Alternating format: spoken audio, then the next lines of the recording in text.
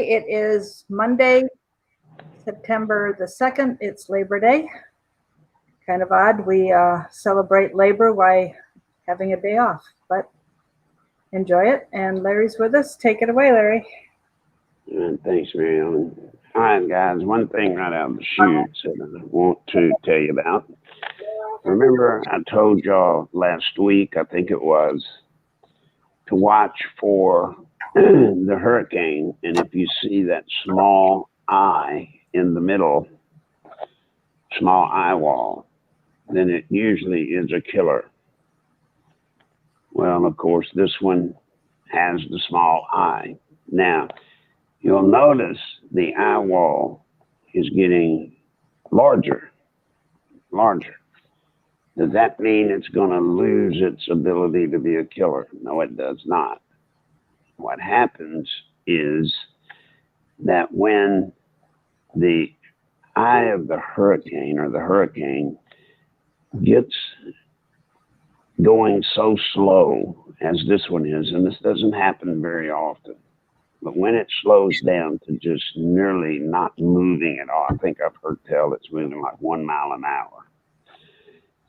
What happens then is it's hovering over a mass of water.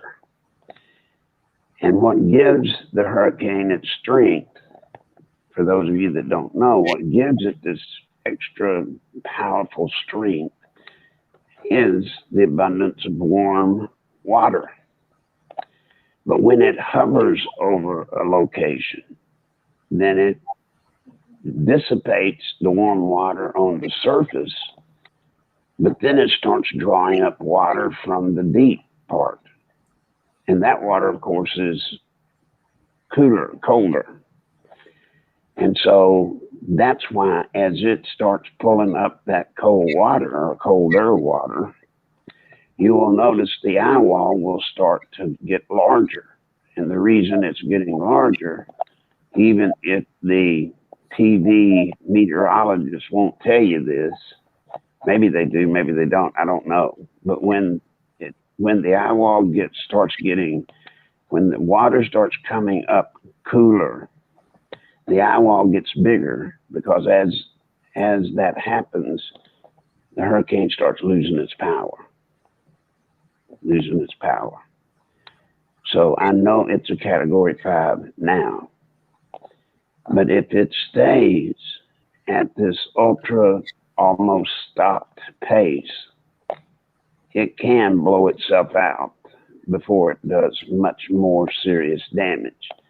Now, if it gets hold and gets a grip and starts moving more rapidly again, hold on, it could get bad. So I hope I've helped you by giving you a little bit of background that may or may not be worth it to you. I have no idea, just something I thought you should know. Don't know why, just thought you should. Now, the other thing about the hurricane, and this is scary, it's not about the damage it's going to do. It's not about the trek it's going to follow. The problem with the hurricane is it's occupying everybody's attention, and the media is all over it. When you must worry about Washington, D.C., is when everyone in America is distracted and not watching what's going on there. The good news this time versus other times that Mary Ellen, that you and I talked about, when everybody's looking in the wrong direction or looking at this hurricane instead of looking at what they're doing in Washington, what they're doing to us, what they're passing. This is the advantage, once again, of having President Trump as our president. We at least have a president sitting on top of everything in Washington, D.C. that is keeping them from taking events like this, using them to provide them cover, and then they'll pass legislation that they would never do in the light of day.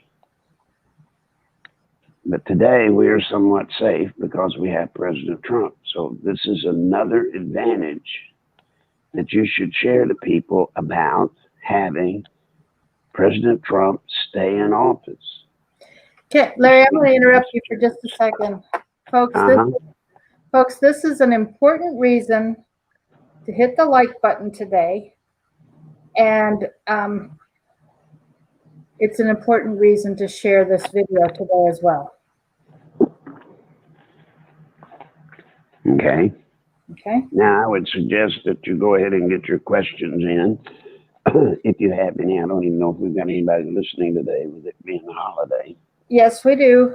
We're at 29 right now. Now, we all know about the shooting in Odessa. And one way you look at this horrible shooting, and it is horrible. I'm so sorry for the families that lost loved ones. I'm sorry for the people that have been wounded. I am. But we have to respond to what the progressives are doing, are going to do, which is they're going to politicize it. But in this case, the governor of Texas said it right. And this is the whole point of these gun control laws. This guy did not get his weapon through legal means.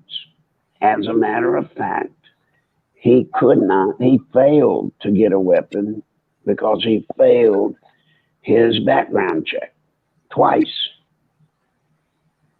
So here we go. Everybody's wanting gun laws, restrict the guns, get rid of the guns. Well, here is case in point. Here is a classic example. You've got to be kidding me. This guy didn't get his guns legally, which is the case with most any criminal, whether it be low-level criminal or professional big-time criminal. They have no problem getting firearms. And no matter where you tighten up, you know, somebody's going to say, well, but he couldn't get them through a background check, so he goes to a gun show, goes around it that way. He may have. I don't know how he got it. But if you restrict the gun show, do you think that would slow him down? Would that have slowed him down at all? No. So we've got, all of you have a good example to give to the people that talk to you and are somewhat bending to the concept of more stringent gun laws. It won't make a difference at all to what the criminals have and can do. Do you get it, guys? Do you see that, don't you? I mean, there's no doubt about this one. This guy failed the background check twice. He had a criminal record. No way should he have been able to get a firearm, yet he did. And it was not the fact that he had an AR-15 type weapon. Yes, he had an AR-15, which I'm sure I'd have not gotten the official word, but I can imagine it had a large capacity magazine, many rounds in it. But in this case, if you took that weapon away from him and simply went to something with less capacity, do you know what?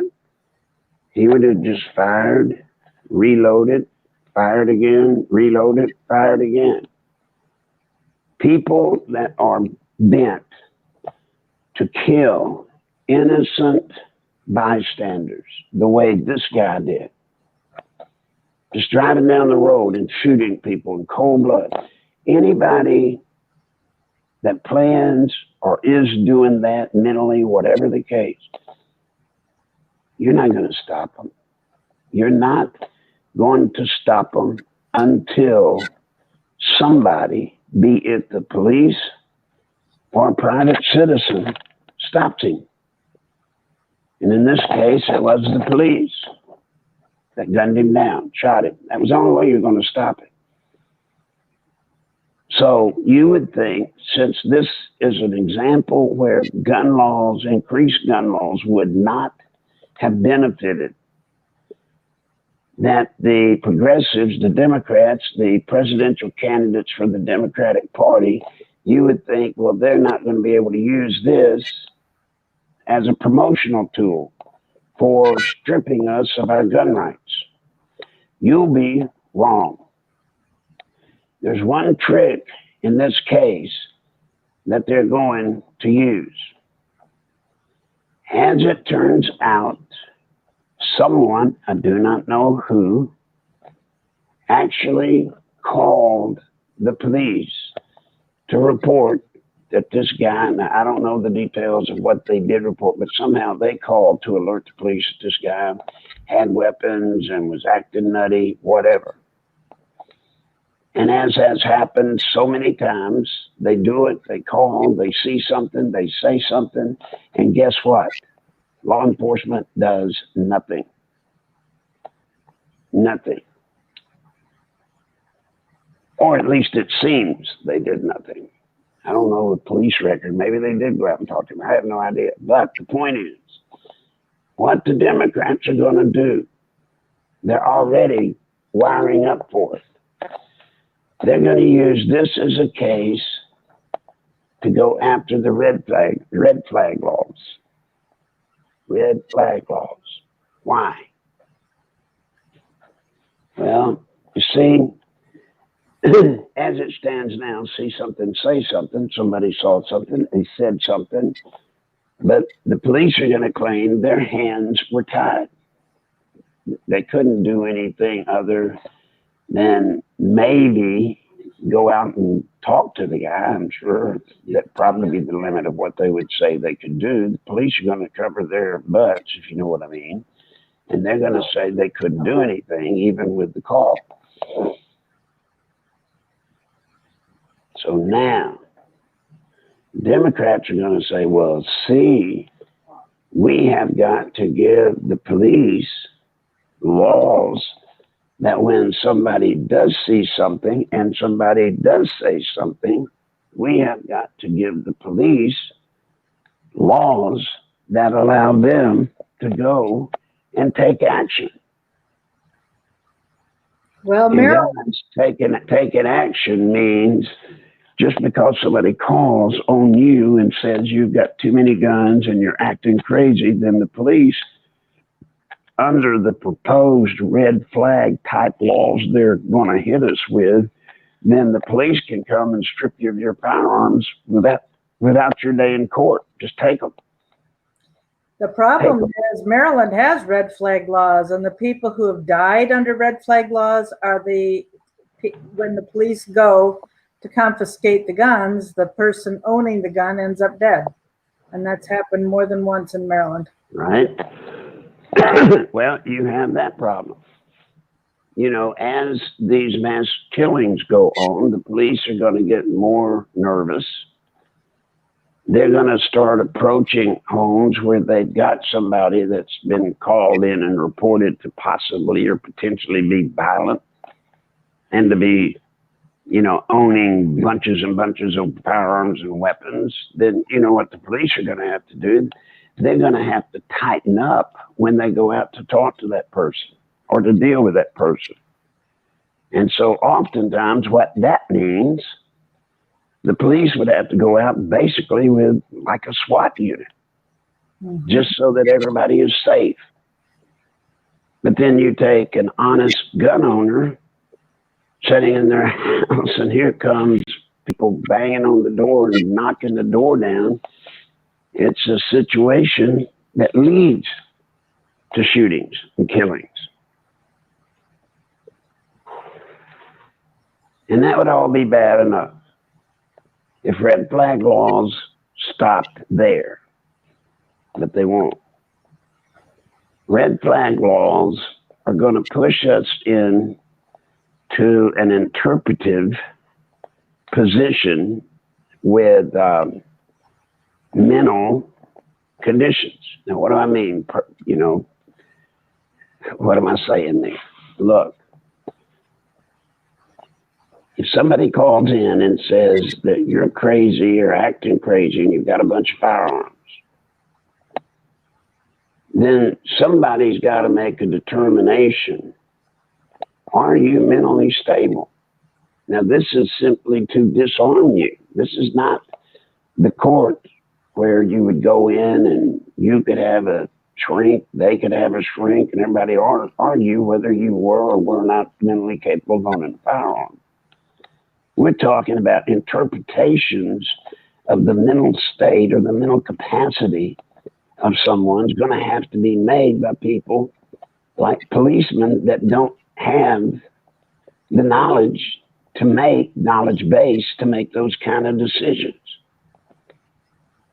That they'll be making them. They'll be forced to make them.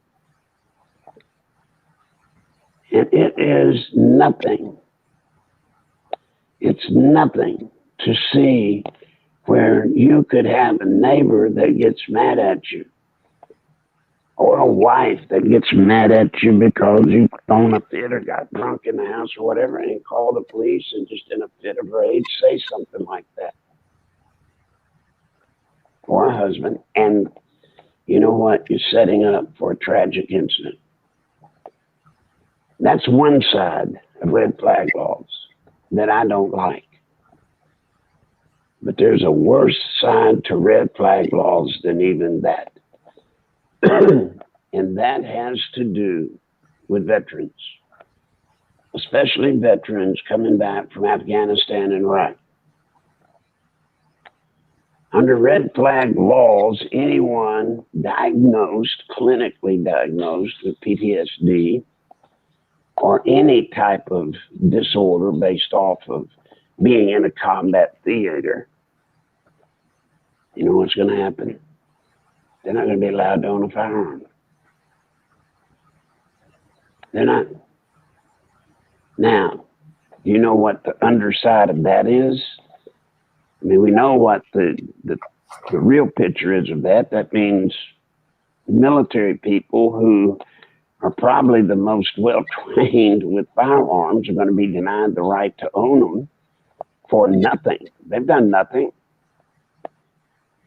But don't you see the underside of it is military people that come back that have PTSD, they're not going to work to try to help themselves.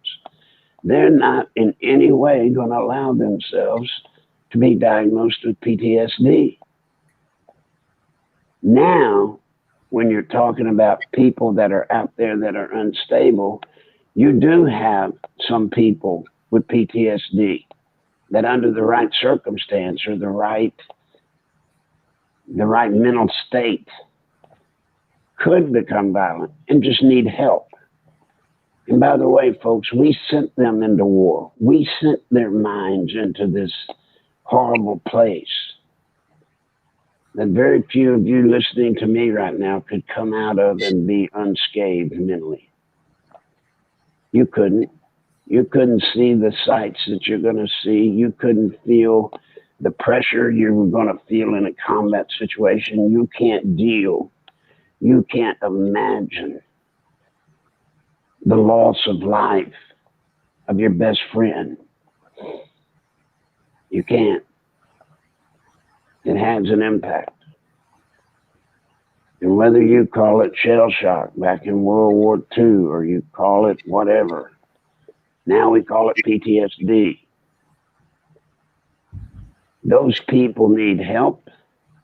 And for them to get help, they must not be punished for seeking help. Well, that, my friends, is what the Democrats are planning right now. And President Trump is trying right now to develop a counter strategy to that pitch line they're going to use for red flag laws. We do not want red flag laws. Yes, ma'am. I mean, not only is the diagnosis of PTSD when they keep military folks trained military folks from having weapons, but anybody who's taking pain meds with the opiate crisis we've got, they'll be thrown in that same category with a mental health issue when they go to the VA and they get meds thrown at them that are, a lot of them have an effect mentally as well as physically, and that'll block them from getting guns. Yep. So you see, guys, it's more complicated,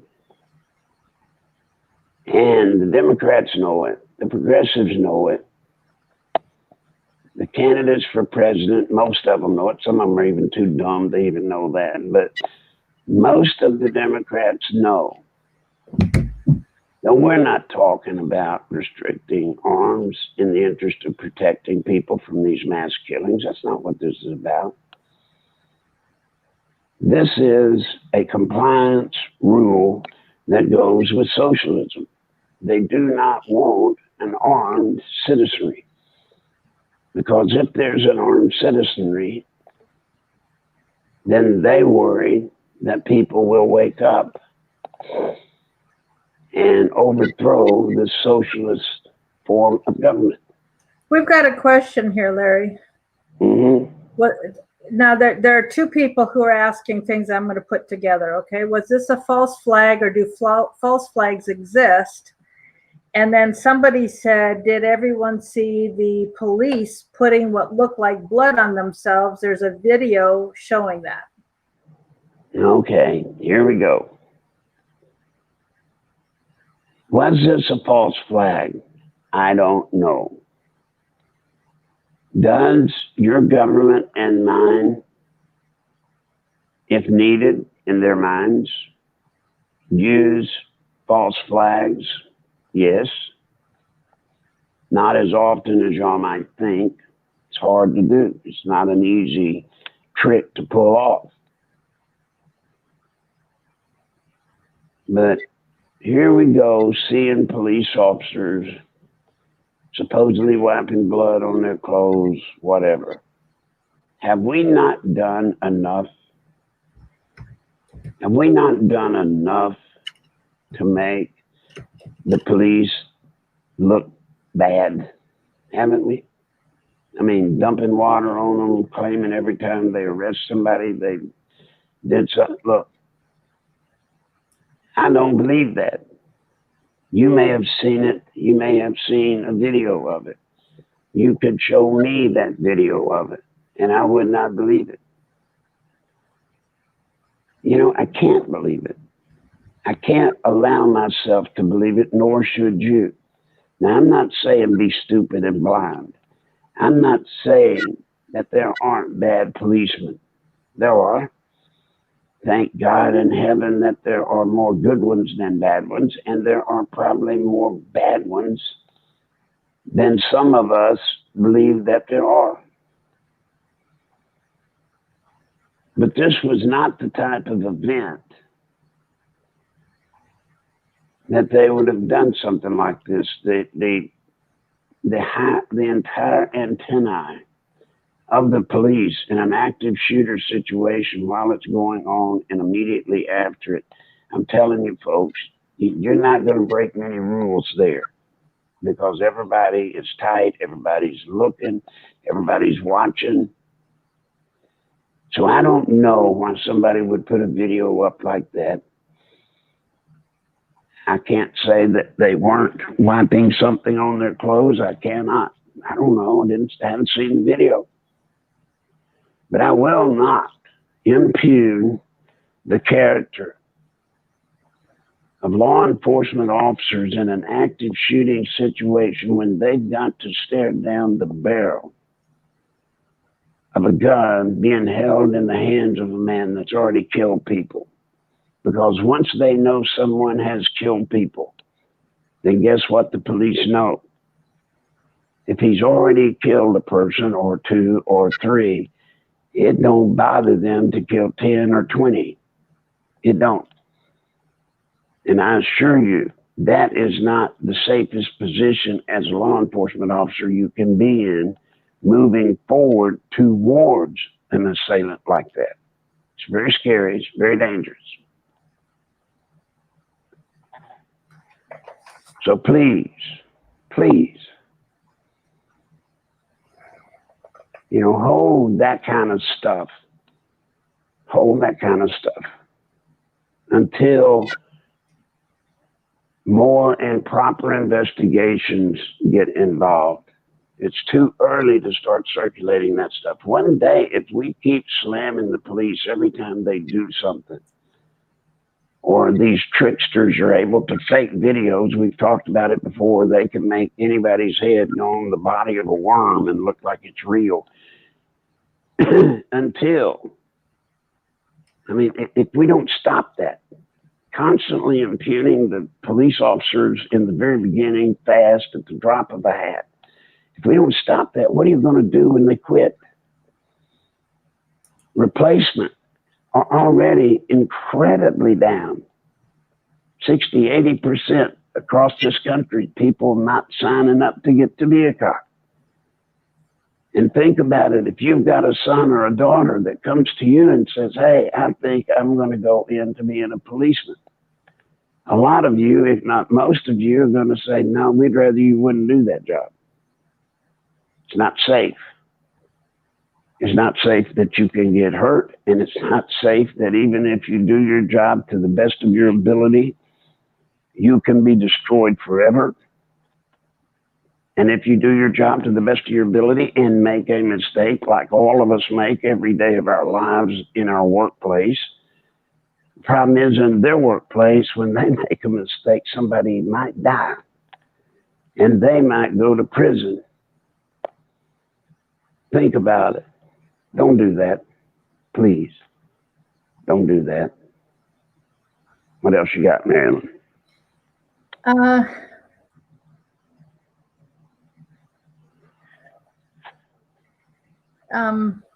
Here. Teresa's daughter lives in Odessa and was home with family, and it happened close to her house. So it must be for real.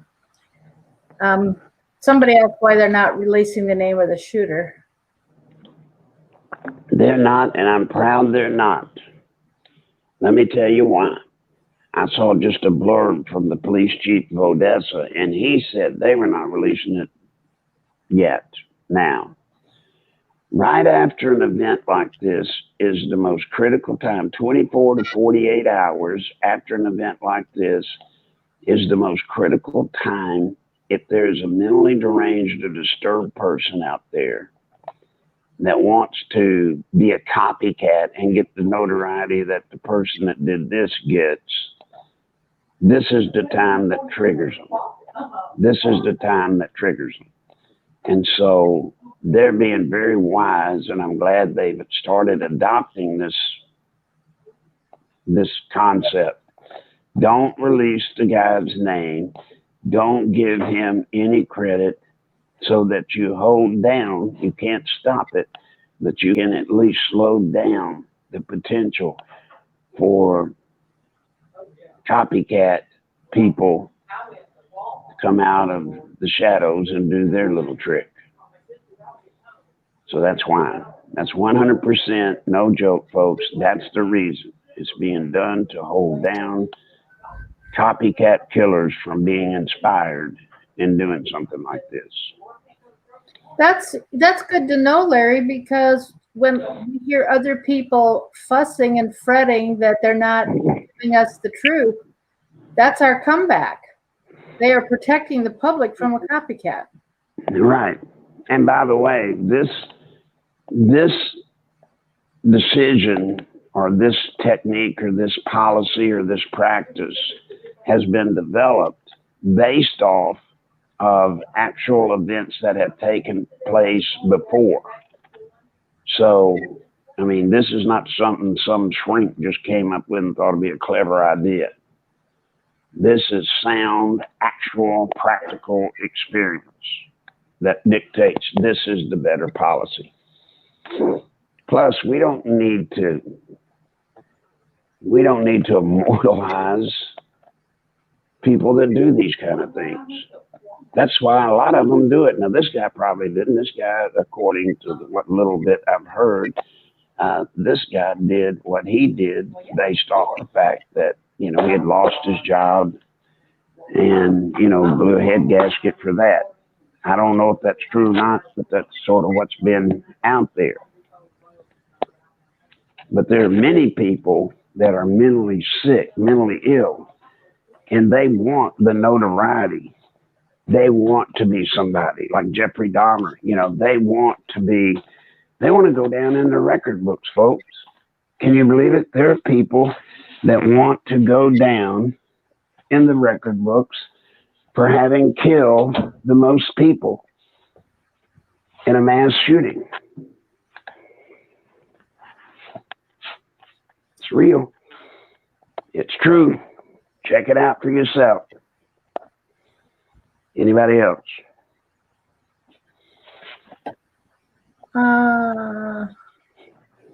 Somebody said his name is Mud. Nick suggests permitting whoops, I just lost the comment. Permitting cowardice from cops in the face of danger is dangerous. If they're gonna armor up like paramilitary troops, let's allow them to face some risks. Are you talking about in training, Nick? Or are you saying let them? No, I think what he's talking about in the shooting in Florida, in the school shooting, we all know the story of the cop that was there, but instead of moving towards the sound of the guns, so to speak, he went the other way. There are times when there are some police officers are human, folks. They're human beings. They are not machines. And although they are trained to go to the trouble, not away from it, sometimes you get into the fundamental fight or flight within a person. And you can train out a lot of fight and flight. So I have seen people that their personality lends itself to being somebody that would fight, that somebody that would turn and run. But our military facilitates for that. And that's why they say rely on your training. The entire training policies and procedures are designed to get you to lose your personal brain, your personal self, and just do it basically by the numbers. Sometimes in police work, law enforcement work, that training is not as well developed. So there are policemen that if they could have done it another way, if they could have mentally made a decision properly, they would have gone to the shooting. But sometimes they go away just because that's their makeup, fight or flight. Okay, here's a question. But I'm just saying to all of you, don't judge another man or woman over that. Don't you ever judge another man or woman over that, unless it's just stupid cowardness that's obvious. Just believe me, until you've gone through a similar situation, you have no idea what your body, what your brain in a moment of shock is going to have you do. You really don't know. All right, what you got? Wow, there's a bunch of interesting questions. Can the government use MKULTRA techniques to trigger a mentally ill individual? If I understand the experiment program called MKUltra, that did exist. But I need to tell you what MKUltra was designed to do, as we were told.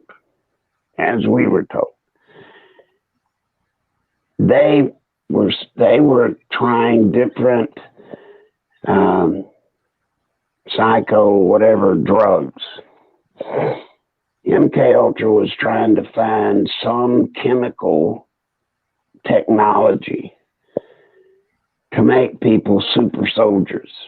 What could alter a person's character so much that they could turn them into just fighting machines without fear? Just an incredible plan. Didn't work. But they put a lot of people through drug programs like LSD, other stuff, and monitored and measured what it did to people. Now, in that program, I understand, it's my understanding, I do not know if it's true, but in that program, they did try mind control, which of course they were working towards, in a way, mind control from the very beginning, because they were trying to come up with chemical agents that would make people become fearless, etc., etc. Now, could MKUltra have created people that they could trigger a word or a phrase or some other triggering mechanism and get them to go out and just wantingly kill people? I don't know. I don't think we'll ever know for sure, for real. It falls in the same category, Mary Ellen, that hypnosis does in a way.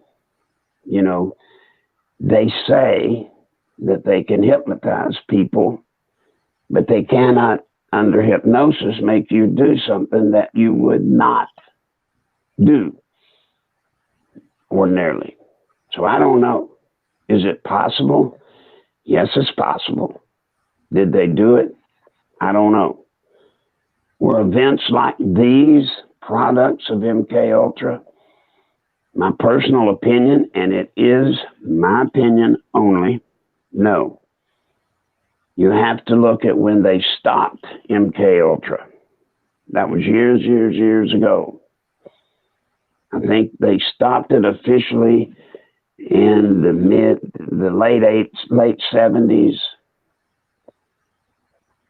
I think that's when they stopped it, but most all of the function of MKUltra, if it was towards programming somebody to just go nuts and kill a lot of people or blow something up, it would have been towards the enemy, not towards domesticated duty, in my opinion. What else you got, Mary Ellen?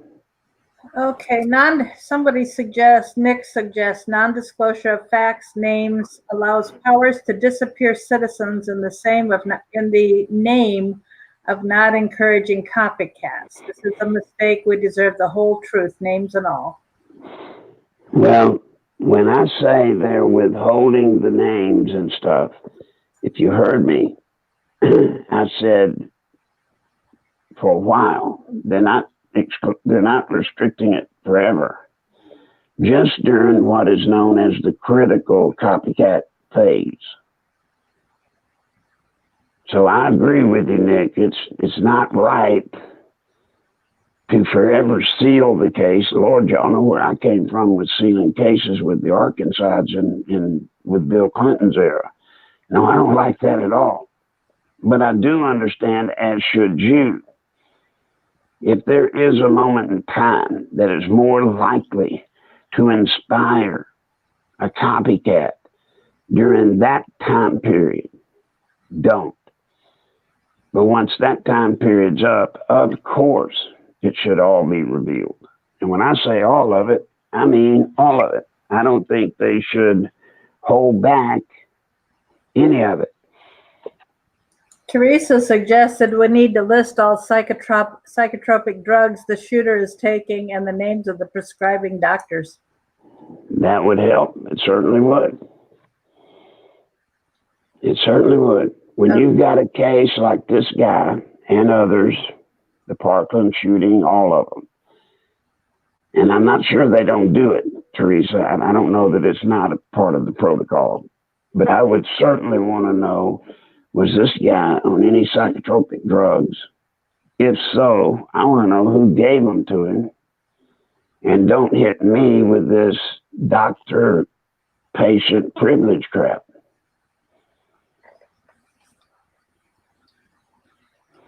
They need to come forward with the truth, the whole truth. What else you got? Yeah. Nick asked, how much weaponry and armor do our police powers need before they come to the courage to do the right thing? It's more to do with character, isn't it? Yeah, it has to do more with their mental psyche. Well, let me take that back. Yes.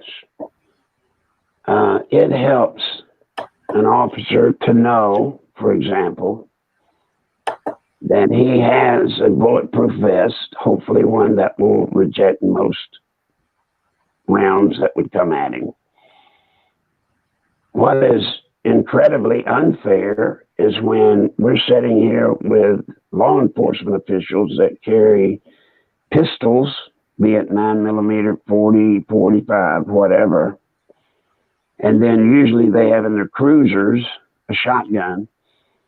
That is not able to match a guy with a high-powered rifle.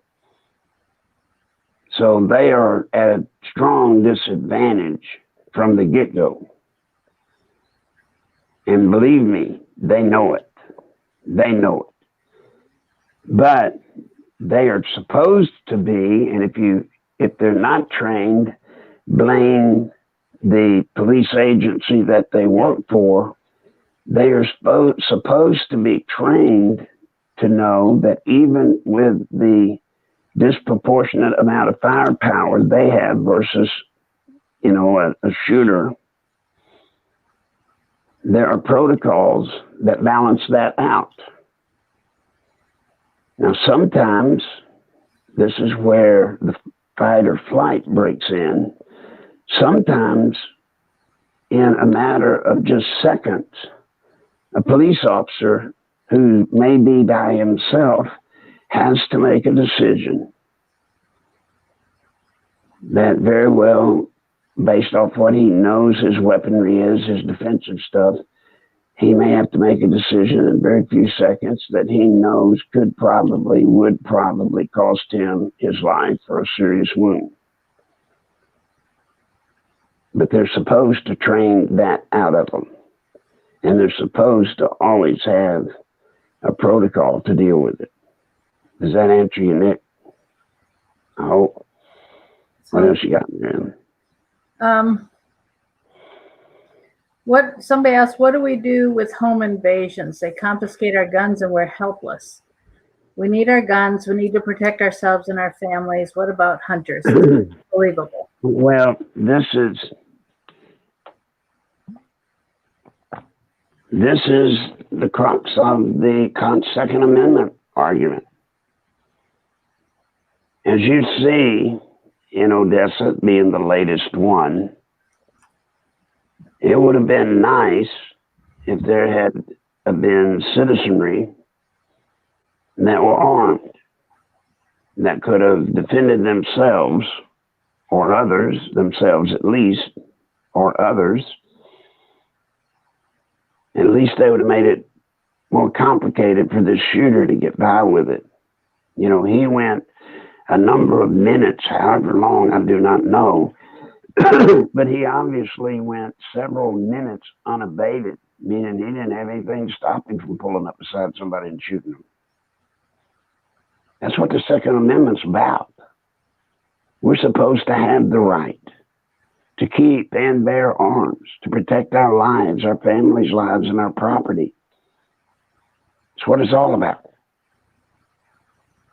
And it just adds to the list of absolute crazy crap that's coming out of Washington, D.C. Because at a time like this, they should be advocating, to the people. If you can at all, arm yourself and get training. I'm not saying just arm yourself and now you're carrying a gun and You know, you don't know what to do, but we need a citizenry that's armed. And by the way, the Constitution's not doing that, so that one day we can have a revolution and take our country back. Not that way. Might come to it, but that's way down the list of the tools available. That's what this is all about, Second Amendment. We have a right to keep and bear arms. We have a right to protect ourselves. And we got to grow up and realize that as our population grows, if the old theory that 10% of the people in this country, 10% is what the shrinks use, 10% are what you and I would call completely bat crazy. If there's 10% of the population that you go by every day that's crazy, you should be in a situation to defend yourself. What else you got, Miriam? All right, another question about military tribunals. Last time I asked if trying to overthrow the president is treason, you said yes. Doesn't that warrant military tribunals? To go after the president You said for treason with a tribunal? Yeah, James asked if trying to overthrow a president is treason. You said yes. So his question is, doesn't that warrant military tribunals? It's not the act of treason. Treason can be prosecuted both through military and civil court. It's not the act of prosecuting for treason. It has to do with who's being charged with treason and whether or not they fall under the rules of the military code of justice. That's the difference. I hope you understand. Yeah. Okay, give me a second to get further down. Do you know anything about the forensic pathologist who supposedly did Epstein's autopsy? Seems like he's tied to the elite. I do not know anything about her. It is, to my knowledge, of her. But I can only say that she has done a job that is not normal. You know, by the way, she has limited access to others, trained professionals, others, to review and analyze her findings. That is unique. Now, the fact that she is the medical examiner as such that did the autopsy, then I'm going to tell you, yes, she's in the system. She's one of them, or she wouldn't have that job. Or wouldn't have the medical examiner job, or wouldn't have Right. the job of doing Epstein's. Right. She wouldn't have the medical examiner's job probably first, but secondly, she sure wouldn't have been assigned that case. Look, there's a bunch of stuff creepy about Epstein's death. And either you're willing to believe our entire prison organization, the whole thing, the investigation and everything, was capable of making all of these blunders, or you've got to concede. You just got to concede that something happened. You have to.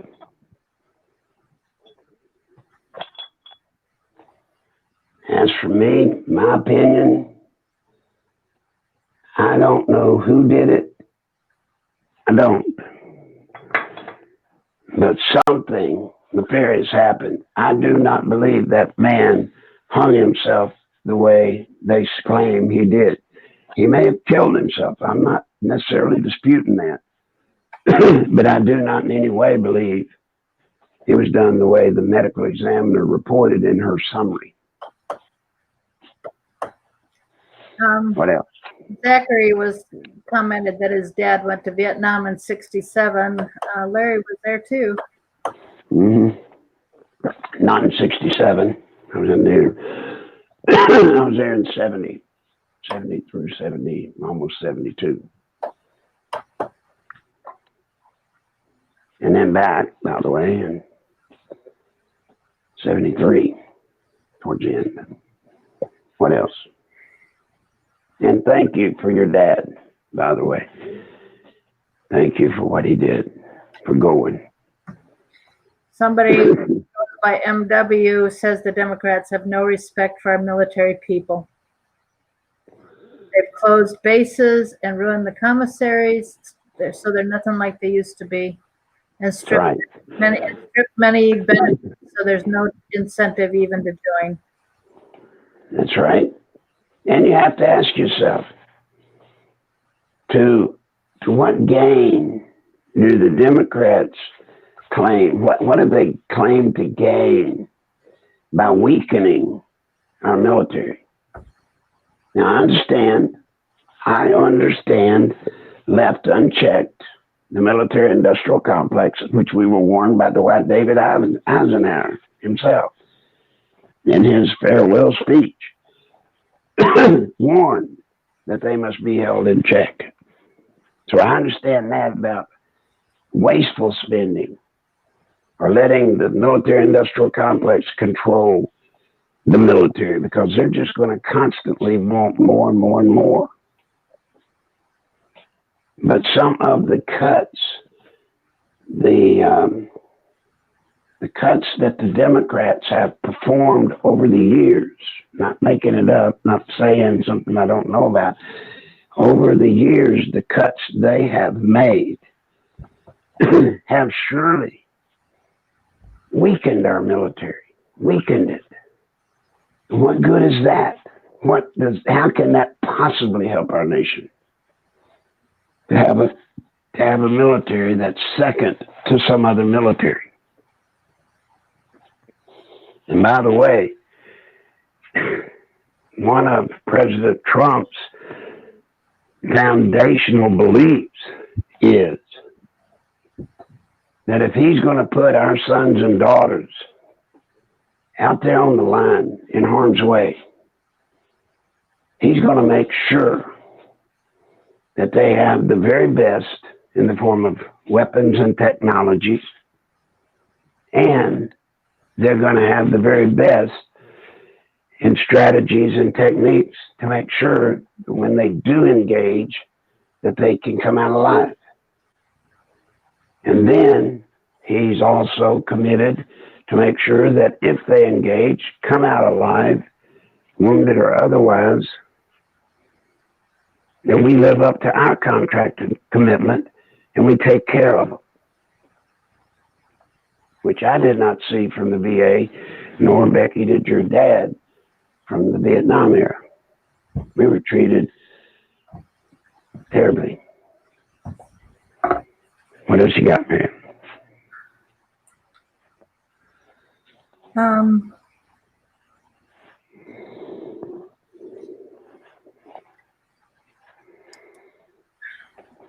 That's most everything else is just comments, so that's it. So thank you, Larry. What are some of the comments? I want to hear the comments as well as the questions, please.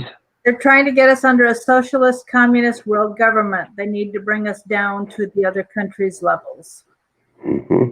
I met a veteran cardiac patient I'm sorry, what? I met a veteran cardiac patient who submitted to heart surgery, though he had no health problems evident. I think they used him to practice on. It's still having repercussions. He should have refused. Mm-hmm. I've heard of that happening. I've never personally seen it happen, but I've heard of it quite often, actually. Used to. Don't hear it as much today. Yeah. I mean, I've heard videos where people are complaining that the VA has not improved despite what President Trump has said he's doing. I have no way of knowing. I don't interact with people. All right, that can be true and that can be false.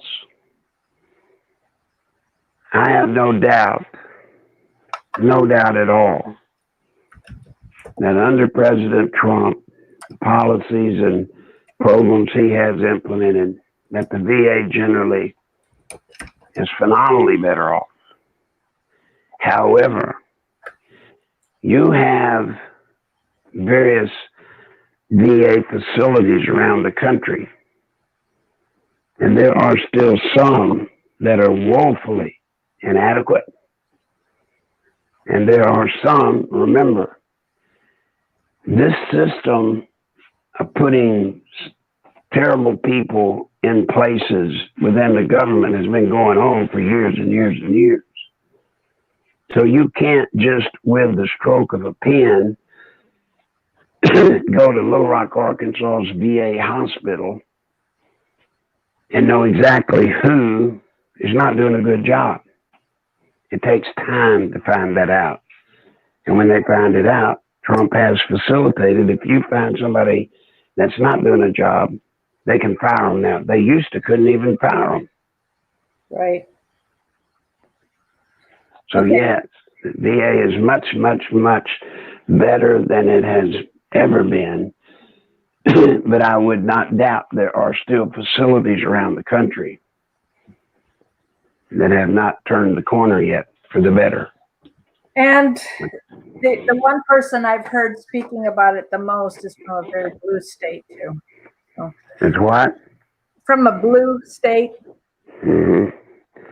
So we've got a couple more comments. I appreciate your views and perspectives so much. Thanks for all you do. And we had somebody in Maine who's listening intently, she said, he or she said, and said that this person said they really appreciate your telling the truth. Do you think Trump, two more questions. Do you think Trump will increase vets' retirement benefits in his second term? Yes. Good. You're talking about VA retirement benefits, right? Yes. Yes. Okay. Most definitely. And then our last. Now, wait a minute, let me explain that.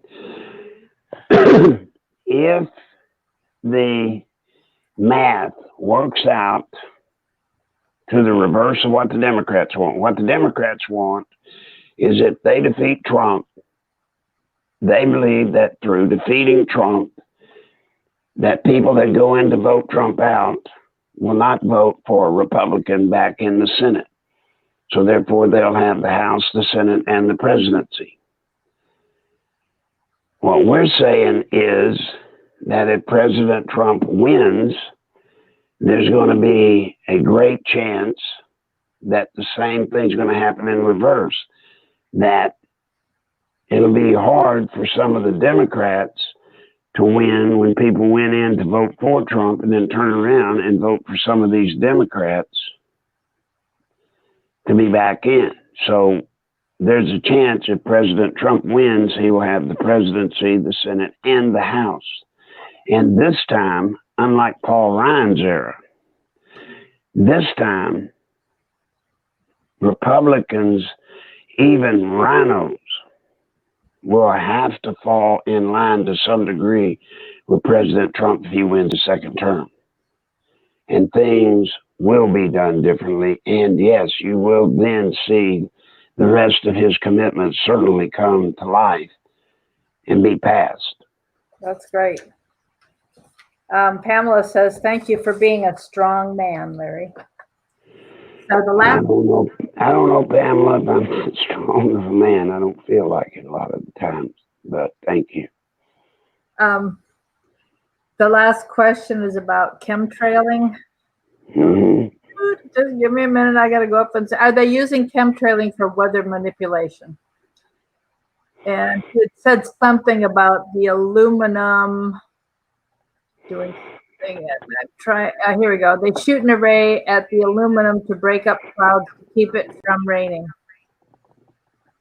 It's his theory. So he was wondering what. Yeah, I don't. When it comes to chemtrails, folks, I can only tell you that having been in tons and tons of aircraft, obviously at the higher altitudes, it's cold.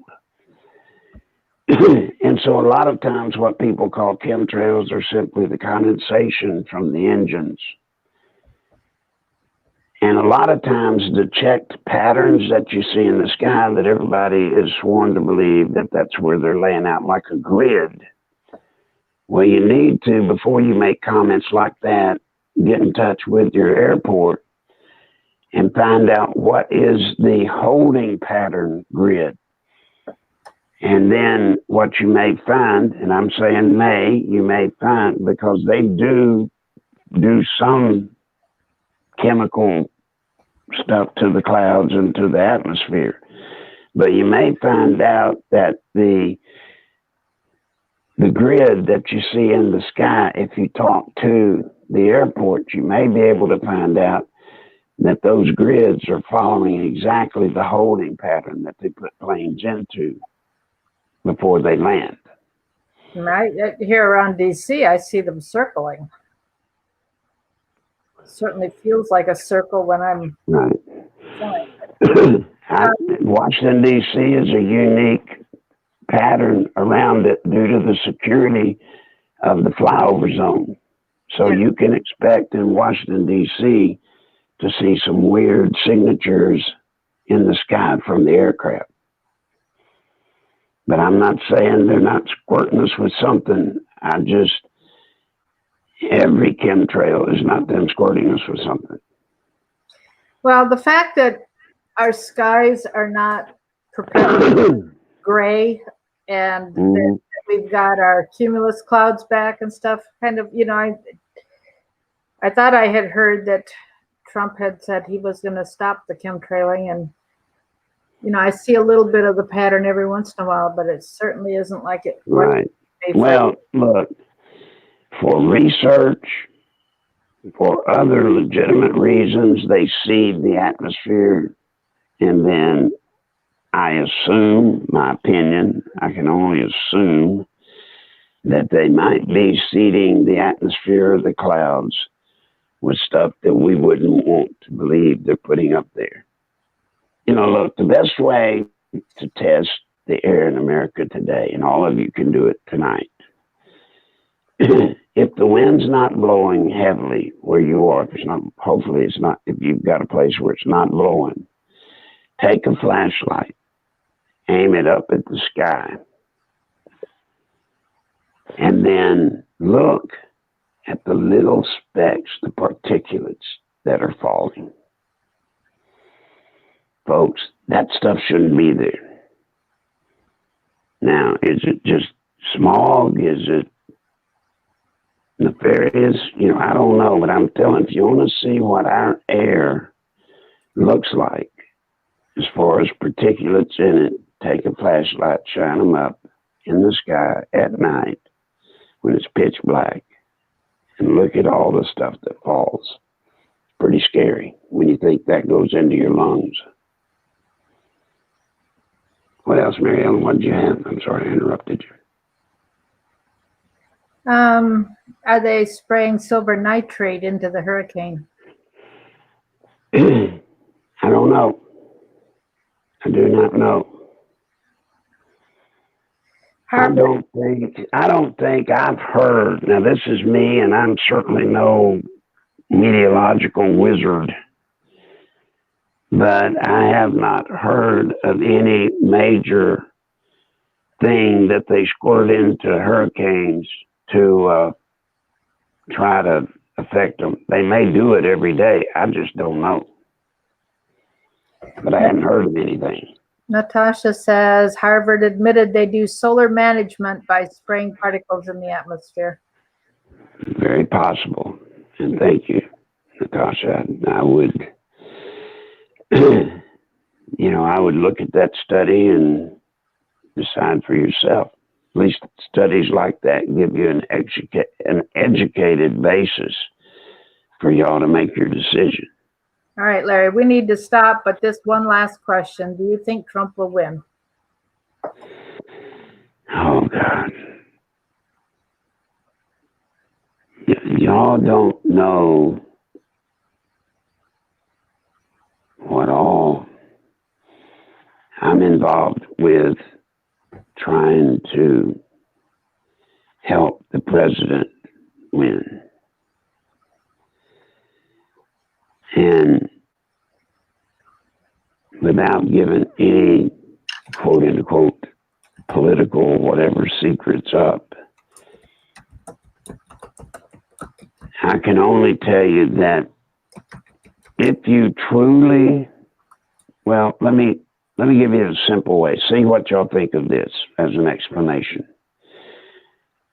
Much of President Trump's campaign elite, the brain people behind his campaign in 2020,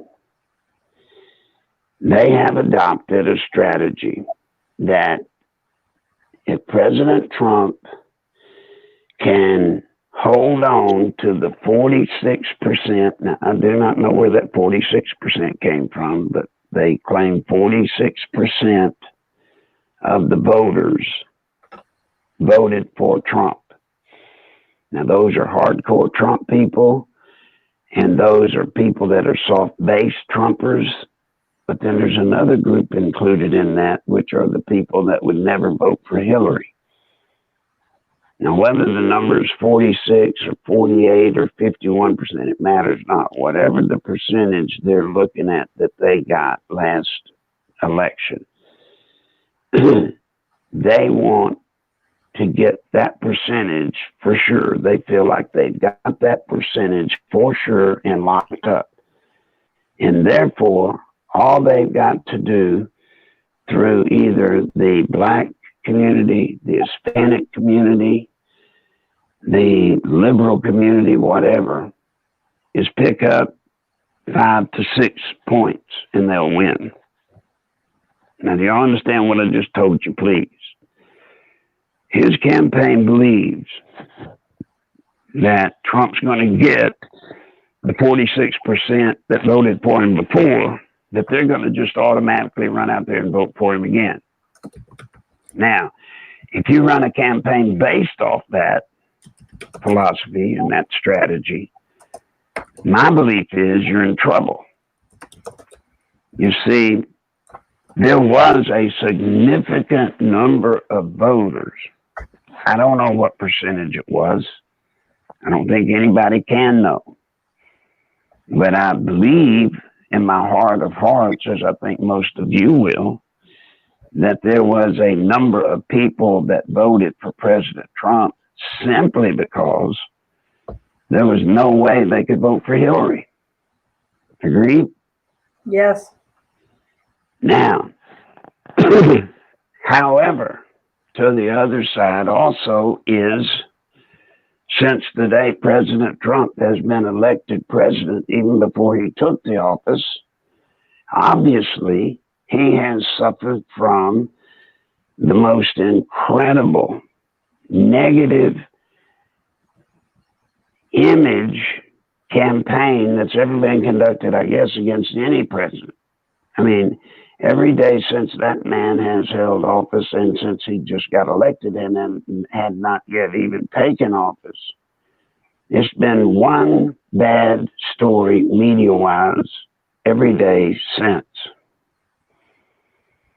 Now, I think a reasonably wise person, and I'm saying reasonably wise person, should be able to believe that that's going to have some negative impact on the people that voted for him the last time. Certainly, people that were not, totally for him, they just hated Hillary. This negative stuff has had to have had an impact on some of the people that voted for him in the last election. Then you have to consider the broken coalition program that they're using, which is the same thing we did with the Clintons. That's why I know about it. That's why I know how effective it is of using the sweeteners to which we talk about. The sweeteners being, reparation for the blacks, free free college for the people going and the parents sending kids and paying off college loans and total free health care, except and the list goes on and on. So now when you add all those up,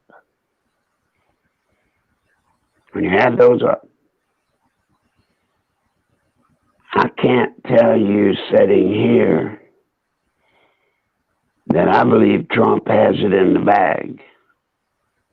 Quite the opposite. I think we've got a very, very difficult election to win,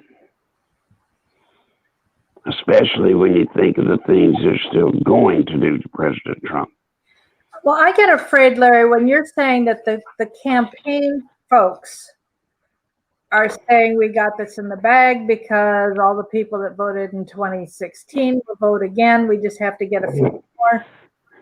I mean, that just sounds like a bunch of yes men that are saying what they think Trump wants to hear rather than being honest. I agree with you, but I didn't pick them. They don't work for me. And to my knowledge, the president is not as comfortable and satisfied as they are, which is a good thing. Now, having given you all that negative, that makes it look almost impossible for the poor man to win again, which means we're toast. Let me give you the one thing that should help you. The beauty of this election is what I have been telling y'all for a couple of 3 or 4 months or longer, however long it's been. This is a 50-50 splitter vote. This is a 50-50 campaign. There's not 20% of America that don't have a clue about whether they know, like, don't like President Trump. It's just not there. So, in this environment, it's a soft base election. This election's going, I promise you all, it's going to come down to who gets their soft base out to vote. And even if you don't believe me, and I know there are detractors that are listening right now and probably chatting to beat the band, even if you don't believe me and think that's crazy, that's not true, you better look over what the Democrats are doing. They obviously believe it, because look at the stuff they've thrown into the pile with the sweeteners. They're trying to energize their soft base. They're trying to bring their soft base and guarantee them to get out and vote. Now back to what?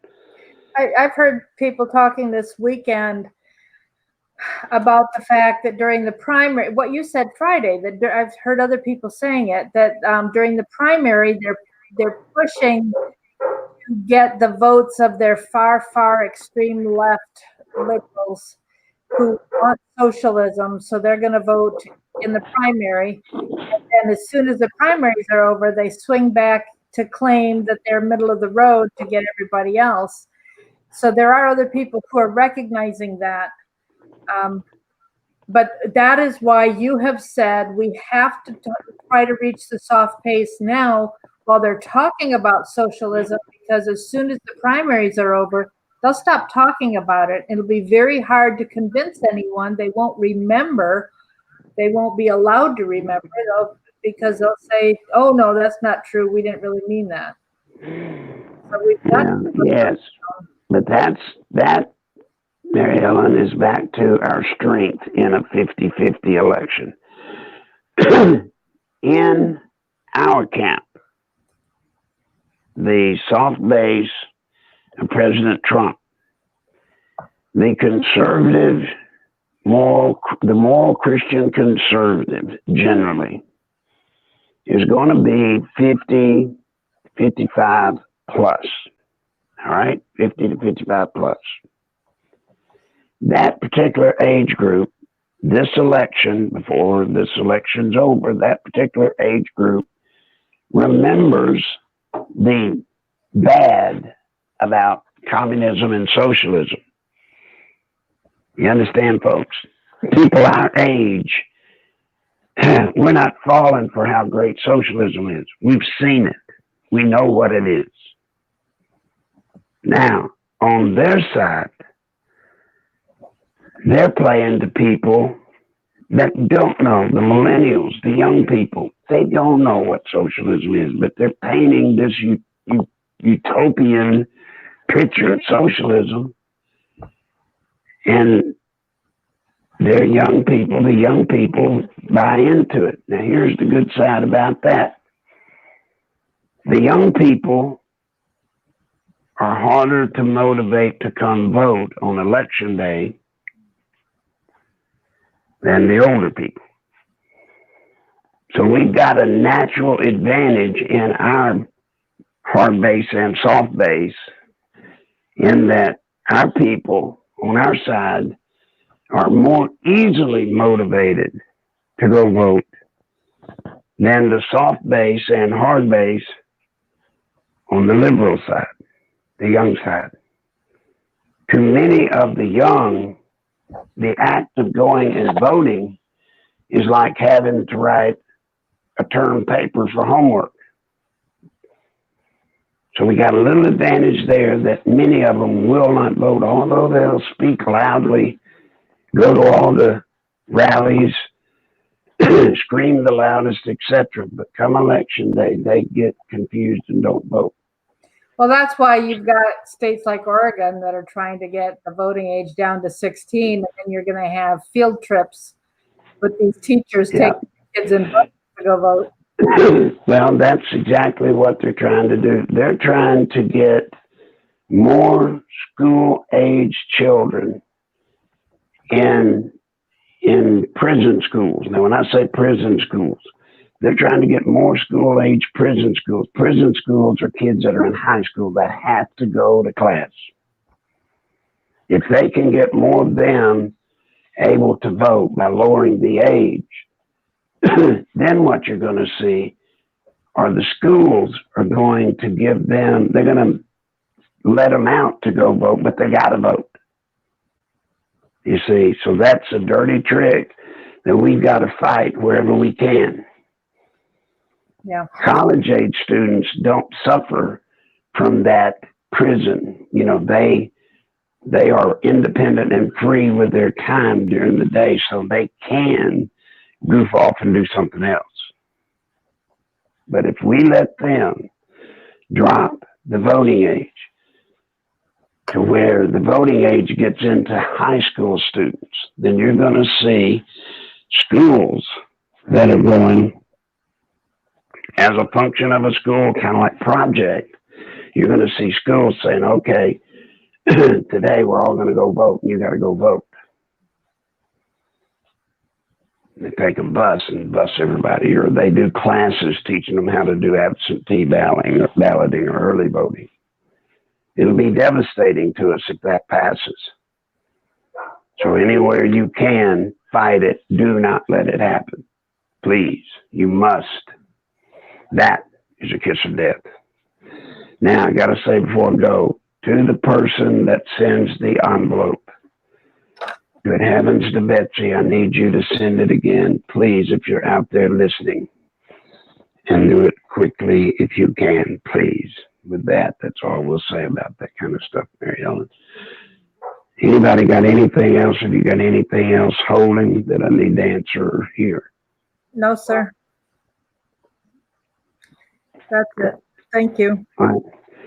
I am going to try this week, once again, to get Pastor Ernie Sanders on with me because he explained something that I want y'all to hear, that we in the Christian community hear a lot, but it's confusing.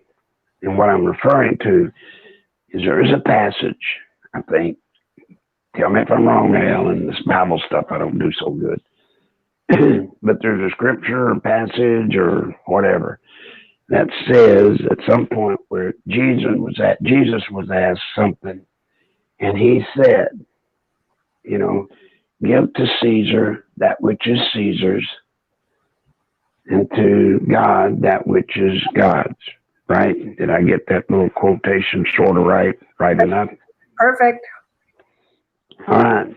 Now, where the Christian community messes up with that, and you'll hear it from preachers in some cases. You'll hear preachers and fellow Christians tell you, well, look, Jesus himself said, we got to give the government that which belongs to the government. So we got to do what the government says because that's what belongs to the government. And then we've got to do what God tells us to do. That's his stuff. You got it? What is that? Separation of church and state. Correct? Separation of church and state. What Pastor Sanders will tell you, and he'll tell you in a way that makes sense more than me. Jesus tricked them. He tricked them when he made that statement. Because he knows or knew that everything under the sun, my words, belong to God. Everything belongs to God. So, there is no church and state, not in God's eyes. And I want the pastor to explain that to you. Because as we get into our soft-based selection, we're going to have the moral Christian community group that we've got to convince they must do their job. They must do their job. And you cannot lay back and not do your job and just claim, well, that's crossing the line. We need to do in religion what religion does and what government does, and let them be the boss. I want y'all to hear what he has to say about that. And then y'all make up your own minds. And if you believe as I do, and he shows you what he has shown me over and over again, he'll give you ammunition to use in two cases. One about that, and then the other one that we get the most, all of us, is we don't need to worry about it. God's in control. Why are you doing all this worrying? I don't mean worrying. Why are you doing all this trying to get people to fight? We don't have to fight. God will do it. That ain't right either. That ain't right. So with that. Larry, there was one other question about the weekend. You said, watch what's happening over the weekend. You talk about it today. I answered back. Yeah. Let me deal with that. I'm glad that person brought it up, or somebody did. Something bad could have happened. And I knew about it. And I wanted to be sure that when it did, what you think it was and what it looked like would not be what it really was. And I wanted to be in a position to explain it to you. That event has not happened. I can't tell you what it is, which is unfair. But I would ask for everybody, pray and hope that it doesn't happen. Not just this weekend, but it doesn't happen, period. Now, one of the listeners, maybe even a couple, have sent stuff that, by the way, I think y'all should be watching for. Because more and more people now, Mary Ellen, in the media, in the conservative media or conservative world, are talking about the things that we've talked about here, which is that China is trying to use this economic situation, the trade deal, et cetera, to hurt Trump in the 2020 election. China is going to apply every bit of pressure they can to us and our economy to hurt and try to stop President Trump from getting reelected. I don't need to probably tell y'all why, but I will.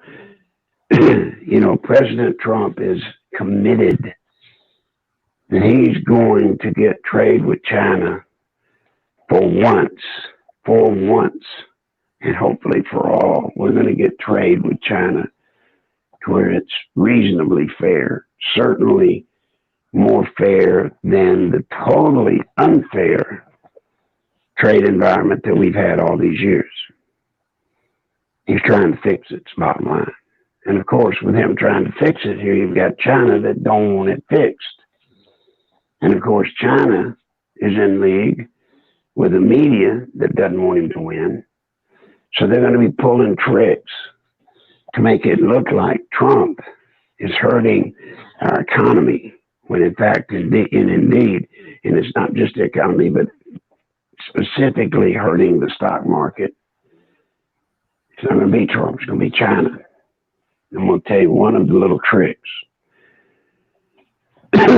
They believe in China that they can hold on, not sign any trade agreement with Trump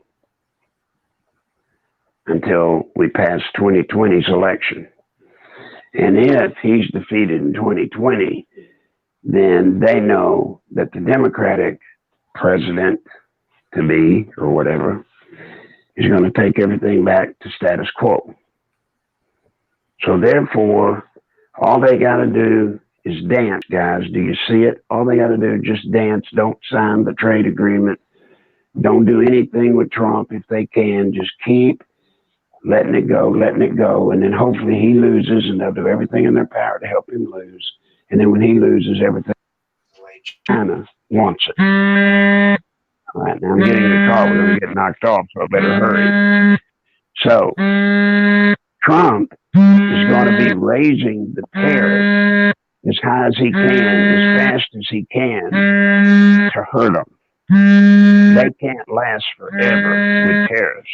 So that's why you're going to see President Trump working hard to raise the tariffs to force China so that they are out of this delay game. Are you there? Yeah, you went. You're real. It's like a whisper. I'm sorry, I got knocked off. Now what? I can hear you now. Okay, so do you understand? President Trump is going to be raising the tariffs higher and higher as fast as he can, because China's economy cannot hold on, folks. They can't hold on forever. And so their job is to stall everything and put it off so they don't ever have to enter into a trade agreement with Trump. But we've got to hope that President Trump is able to push the tariffs up on as many products and stuff as he can, so that he makes China go broke. And they have to do it. So be watching for that. Don't be mad at Trump because Trump puts tariffs, and I'm talking about significant tariffs on China. So don't be mad at him. That's what we need to do to them. We need to put the heat on them, because if we don't put the heat on them and Trump loses, we will be at this disadvantage forever with China. Everything will be gone. Okay, I hope that helps you. And we've got some good news, Larry. Our subscriptions are over 9,000 now. All right, good. And over 9,100 actually. So thank you. Right, good. Your voice is just really cracking at this point. So. Yeah, I got to go. So, folks, until tomorrow I'll be on with Jason as far as I know. If there's something that happens that I'm not on with Jason, of course, we'll notify you, or Mary Ellen will post it. The program will be at the regular time. If I'm on with Jason, I'll be on an hour later than today. Okay. So with that, we've been a little bit long today, and I apologize, but it's a holiday. So did we have anybody listening today, Mary Ellen? Were there many? 71 right now. Well, that isn't bad. All right, guys, got to run. Have a good day. Thank you. God bless. Are you still there? Yes, I'm here, I think. I don't know if I'm here.